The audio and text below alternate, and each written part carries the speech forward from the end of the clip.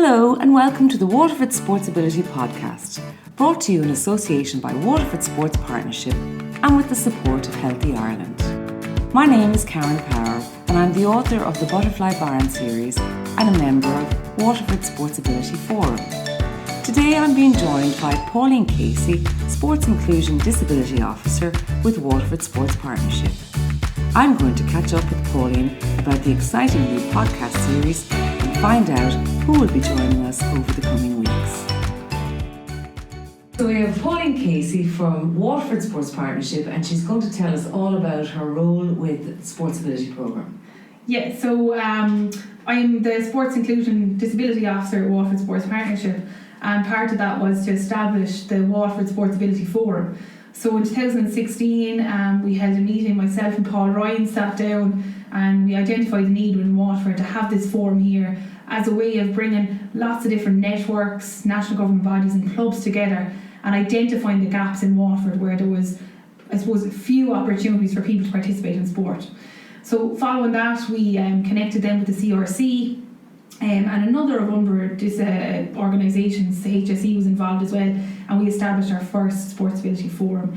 I suppose since 2016 the forum has grown from strength to strength, really, in the sense that we started with about 8 members and we're probably up to about 25 active members involved in the forum. Just to clarify, Paul is from, he's Irish Wheelchair Association Sport. So he was really instrumental in getting this up and running and was really the person who guided, particularly myself and the sports partnership, in the direction of the forum and spoke to me about all the benefits that the forum would have for Waterford.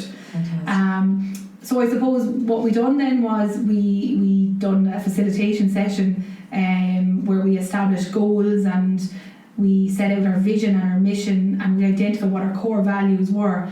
And what we really identified was that we didn't want to be just a talk and shop. We wanted to be an action group. And I suppose the area is sport and physical activity. So that's our focus. It's providing more opportunities, it's sharing the information around sport and physical sport opportunities and bringing in as many people who are interested in establishing that within Waterford. So we set another objective then was to hold a SportsAbility Day. So we've held 2 SportsAbility Days and one turned into a weekend, which was last year, which was fantastic. And the numbers are quite good in that there are 250 plus numbers attending, which is really, really good for something that's only established for 2 years. Unfortunately, this year we have to postpone our event due to the circumstances we're in. So we decided we didn't want to leave the year past without doing something really, really valuable and putting something in place. So we decided on a podcast series. Okay. So I suppose that's why we're here and this is what we're doing.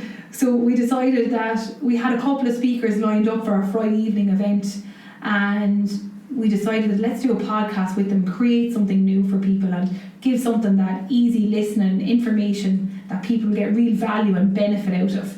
And I suppose that's what's kind of brought us to the point we're at here now, Karen. So to give people an idea, the kind of members that you have of the SportsAbility Forum, like clubs, give us some. So we have a real broad range there. So we'd have ourselves as probably one of the lead organisations there with the forum. Then we would have some national governing bodies. So we have the likes of the FAI, the GAA. We have Munster Rugby represented, and these are all mainstream sports who have a real interest in including people with a disability in their sports in Waterford. We also have then Irish Wheelchair Association Sport and IWA Waterford as well. We have the Central Remedial Clinic, which is the CRC. We have the HSE sitting on the forum, which is really positive. And they don't just sit on it, they're a very active member and they're very engaged in it as well. We have a couple of disability clubs then who also sit on it, and I suppose the nice thing about them sitting on it is that a number of those clubs were established out of the forum. Yes. And they were identified as actions out of this group, and I suppose that's some of the really positive work that the SportsAbility Forum has done. Which is the likes of the Daisha Dragons. Yeah, so the Daisha Dragons was probably the first real big goal that we achieved. When the forum met initially in 2016, we said we were one of the few counties that didn't have a club for children with a physical disability. And in partnership with Paul and the CRC and the HSE, we went about that, and by the December we had an open night, and by the January we had a new club for children with physical disability set up in 2017. And again, that club has grown from strength to strength, and we have very little involvement in it now. They're very sustainable. They've got their own committee. They have very strong membership. And you know, it's great to see them running 3 years in, that it's a sustainable piece of work and a valuable piece of work. Exactly. And another one that I would have a passionate interest in is DC Dynamos. Yeah, so again, another similar situation. Somebody invited me into a room one night and said to me, would you come in and talk to this group of parents? And I think there might be 7 in the room. I said, no bother. So I went down and just brought myself, and I arrived in and there was 70. And there was no room for me to stand in the room. But you know what, it was great, and great to see that many parents and that many people there that wanted sport for their children. And we worked with them, and over a couple of months we put different governance in place. We met with Dyspraxia Ireland, and I suppose it's a very positive thing to say again that this was the very first club set up in the country for people with dyspraxia sports club, a multi-activity sports club. And that the SportsAbility Forum and the Sports Partnership were definitely at the forefront of putting that together with the parents, you know. So like, that's really fantastic work and valuable work, and like, that club has grown and is still established and still going really, really well. And we would link in with them on a regular basis where they would need support. So anytime they need support, they would touch base with us, and that's why the forum is so important, that the forum would meet 4 times per year and all those clubs are represented at it. And that's an opportunity for them to share maybe some problems they're having, maybe structure, maybe new ideas, activities, and they actually get the answers of everyone else in the room, which is brilliant. And they connect with other people in the room, and they share ideas, and they might share the activities then as well, which is really, really good.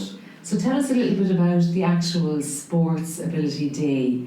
You know, we've had it, this is our 3rd year, but with COVID, we're in a bit of a hole at the moment, but that's where the idea of the podcast came. But previously to that, there was 2 very successful days. So who would be at that day, just to kind of... Yeah, so I suppose the SportsAbility Day itself is a combination then of information stands and an opportunity for people to try various different activities.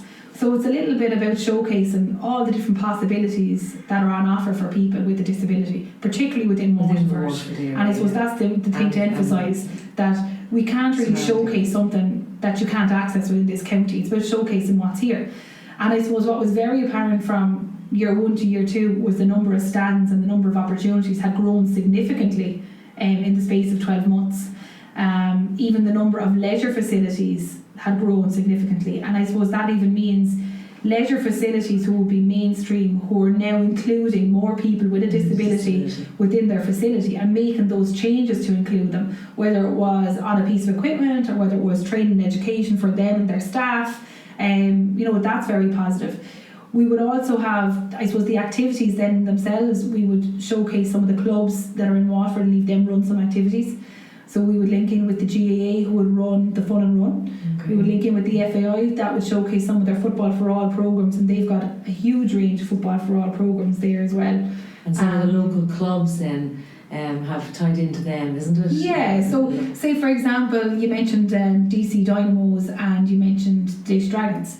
So from coming to the forum in the day and trying these activities, those development officers actually went into the clubs and delivered a 6-week block. Which is great. Or have delivered a taster session for them. Because often people with dyspraxia would have an issue around ball sports, and we had that drama at the beginning of it. And we said, no, the kids don't really like ball sports because they do have trouble with hand-eye coordination, and the next minute they're having great fun kicking the ball, running around the place, because the blocks that we as parents had thought that they just never showed how they can't catch the ball, or they'll be kicking it in the wrong direction.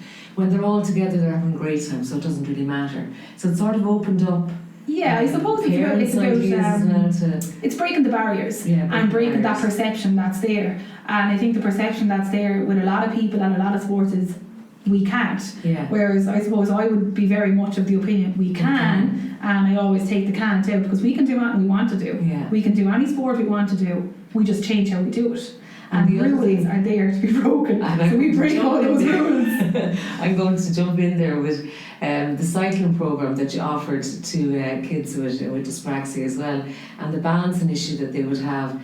And I remember when we ran the programme, we were saying, oh my God, there'll be so many accidents, but it was great fun. And I remember Donald Jacob saying, Karen, you know what, I didn't think I was going to be getting hugged by so many mothers when they see their kids cycling for the first time. So there's been some fantastic achievements, and I think it's as a parent of a child who has a young adult who has dyspraxia, it was heartening for me to see all of that going on. So that's a big shout out and thank you to Waterford Sports Partnership for offering these opportunities for kids. And why can't people just get involved and just go for it and try it is what absolutely. And I suppose that's the big thing that the day is about. It's about trying all those different activities. It's about showcasing what's there. It's even having all the different types of bikes that we have, and I suppose the Sports Partnership has invested in a number of adapted bikes that people can access.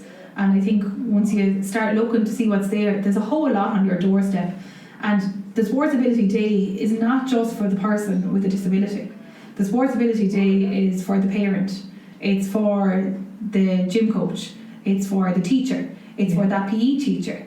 It's for the club who's thinking, I have a child within our club, how do I include them more? Help them, So it's not just for that person with the disability, it's for the whole community. And I think once people actually can see that they will get something out of it, the attendance numbers are going to start to grow and grow even more. And some of the sports, like say bocce and all of these. Tell us a little bit about unusual sports, so wheelchair basketball, or all really, really popular. And I suppose we had to confiscate the wheelchairs on year 2 because we couldn't get people out of them.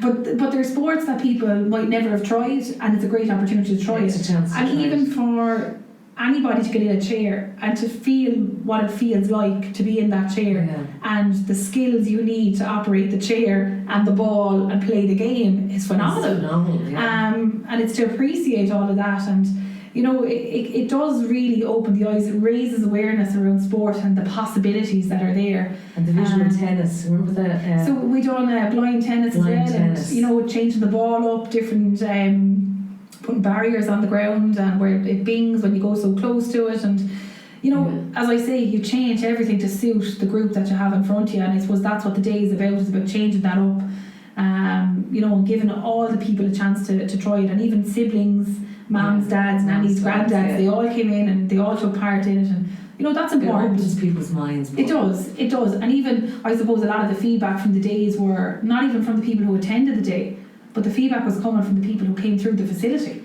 So we held the last 2 days in WIT Arena, and the arena has been fantastic in supporting the SportsAbility Forum and what it is that we do. And they noticed the amount of people that were commenting saying, oh my God, what's that? People didn't know that these sports existed. And just by having it in a big facility like that, where there's a big footfall, creates awareness. And that's what it's about. So we have to be thankful that we have a facility of that calibre on our doorstep, but also that we have the support of the arena and John Windle in the arena that supports what we do and is really backing what we do and sees the importance of it. Exactly. And it's I think the big thing is the inclusion thing. But also I noticed as well the stands you had, many of the gyms in the local gyms in the area, and the interest that they have. Like sometimes people think that because you have a disability you wouldn't go to a gym because it needs to be adapted or something has to be done for it. But no, the thing is that there's gyms out there waiting for people to just come and they'll adapt the programs to suit. Yeah, like as I was saying, all the mainstream gyms there are now catering for people with a disability. Like I see it within my own gym in the Waterford Warriors, there's a number of people that come in there with disability, and the coaches just adapt the session to suit their needs. And it's no different to what any of the rest of us do, and that's the way it should be. Exactly. Everyone is treated the same, everyone's a person, and the disability shouldn't define that person. Exactly. So more gyms are adapting their needs to that. But then on a positive front of the achievements that say locally here in Waterford, we have some fantastic Paralympian athletes, and the like of our ambassador this year is Damien Verriker, and you can tell a little bit on his. He's the ambassador, and then also we have talks from parents, and we're going to have a fantastic time, aren't we, with these podcasts? We've got a number of really interesting talks, and I suppose about showcasing the broad range of disabilities that are there. Some are hidden, some are very visual, and it's about recognising that as well and raising the awareness on that as well. So we have Damien Verriker, who's a Paralympian, He has done a piece with us. We have Chris Watts, another Paralympian. We have parents coming in. We also have Kate Field, Irish race walker. So she's coming in to speak to us as well. So that's just a flavour of what it is that we're going to offer throughout the podcast. And we'll have a lot more speakers to come to it as well. Yeah, and we're looking forward to kind of the whole adventure of it. So, and it's around, I suppose, the whole area of the podcast is around what sport and physical activity has done for that person and what has done for their family, and how if they didn't have sport, where would they be now? And I suppose it's to show the importance of, if you are a parent who has a child, you know, push them into sport, push them into some physical activity, and let them find what they like and what they're good for. And don't assume that they wouldn't like something, and don't assume they wouldn't be able to do it. Leave them try it. Leave them decide. Because many times I would have parents ring me as a disability officer and say, I have a child with, and I want them to get active. And the first thing I say to them is, well, have you asked your child? Yeah, what do they like? What would they like to do? Because just because you like something doesn't mean they will. Yeah. You know, ask your child what they would like to do, and then let's bring them to that activity. And that'll be my answer to them.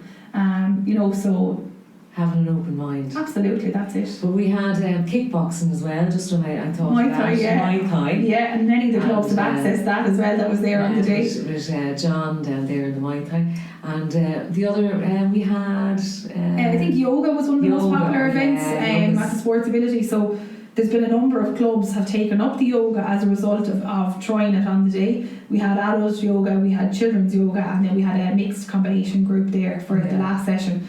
But yoga was one of the ones that was completely inundated, and I could run yoga for hours on end and have it full.